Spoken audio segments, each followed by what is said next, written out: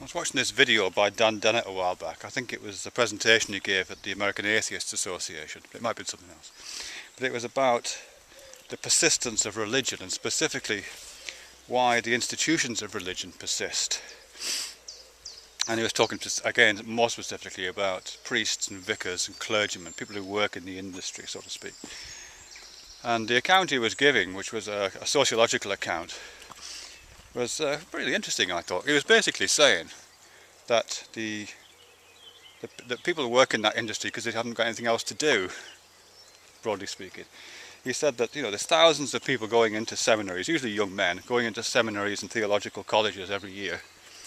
Not, you know, some of them will be propelled by, you know, some kind of, I don't know, some, whatever it is, some inspiration, some desire to spread the word or something like that. But many of them not, many of them propelled by much more kind of mundane expectations, but, you know, nevertheless firmly held beliefs possibly.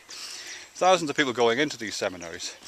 And he says what often happens, what's very common in seminaries, is that their faiths are challenged. You know, whether they're deeply held or whether they're held in a much more prosaic way, they tend to be challenged pretty early on. Because if you haven't examined your faith, and if you haven't examined the origins of your faith, it can be a bit of a surprise. You know, so he says that you know, a lot of people enter the seminary that haven't really thought about the origins of the Bible, but just imagining it somehow just emerging fully formed from the hand of God, you know what I mean, handwritten. And when they go to seminary and find out about the origins of it and the kind of political decisions and the, you know, all those sociological decisions which result in the present Bible that we have, and all of the translation difficulties and the various interpretations, you know, many people are quite shocked by that. And, you know, that kind of revelation and all the other revelations about the origins of Christianity, as I say, can force people to question their faith. And he says a lot of people come out of that questioning with no faith left at all, or at least with a kind of agnosticism.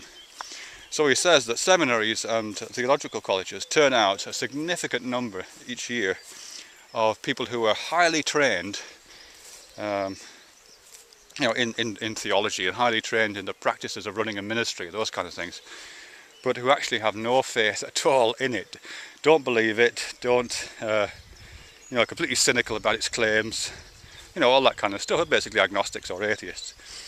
But he says, what do these people do? You know, they're in their mid-20s by this point, or maybe even older if they've entered a bit later.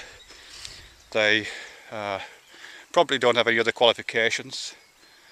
They seem to be getting good feedback on what they are doing. You know, people keep coming to see them, people keep offering them jobs, and it seems to be a job for life with enormous protection around it. So what do these people do? You know, they tend to stay in the ministry and just go through the motions of being a minister. It's a very chastening thought, really. I think. I'm sure it must be true. I don't know what percentage it would be. I'm not suggesting it be the majority by any means, although it might be.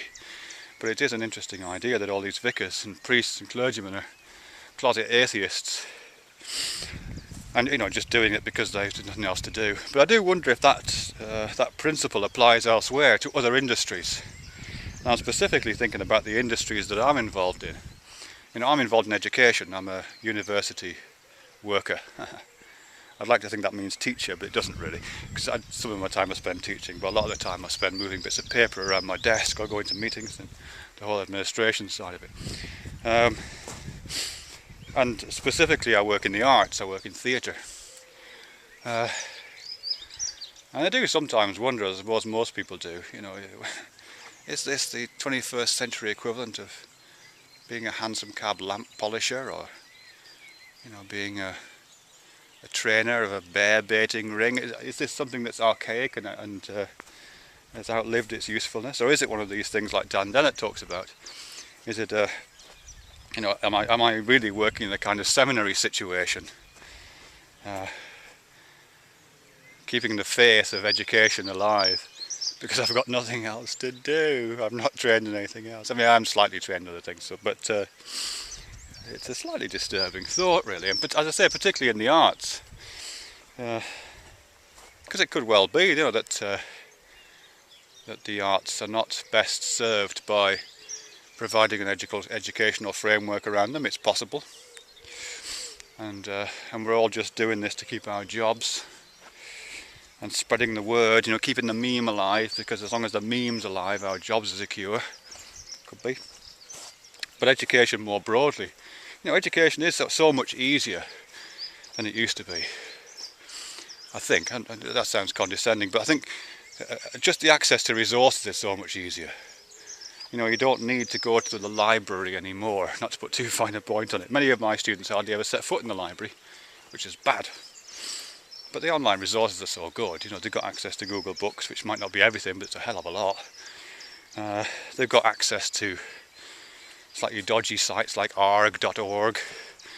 You know, they've got access to lots and lots and lots of materials that they seem to gain information from. And of course YouTube, which is an enormously valuable resource.